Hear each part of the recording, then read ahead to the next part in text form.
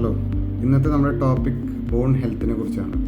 ആവശ്യത്തിന് കാൽസ്യം നമ്മൾ കഴിക്കണം. ബോണിലത്തെ ഏറ്റവും ഇമ്പോർട്ടൻറ്റ് മിനറൽ കാൽസ്യമാണ്.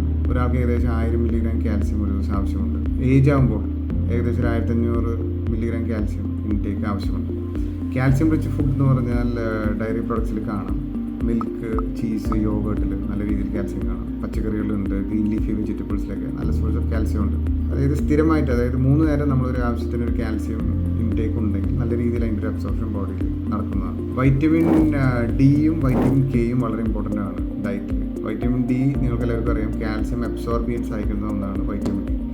നാച്ചുറൽ സോഴ്സാണ് സൺലൈറ്റ്, വെളിച്ചം, സൂര്യവെളിച്ചം, രാവിലത്തെ വെളിച്ചം കൊള്ളണം, അത് മെയിനിൽ തട്ടണം. ഫുഡിലാണെങ്കിൽ ഫിഷ്, ലിവർ, ചീസിലൊക്കെ നല്ല രീതിയിൽ വൈറ്റമിൻ ഡീസ് ഉണ്ട്.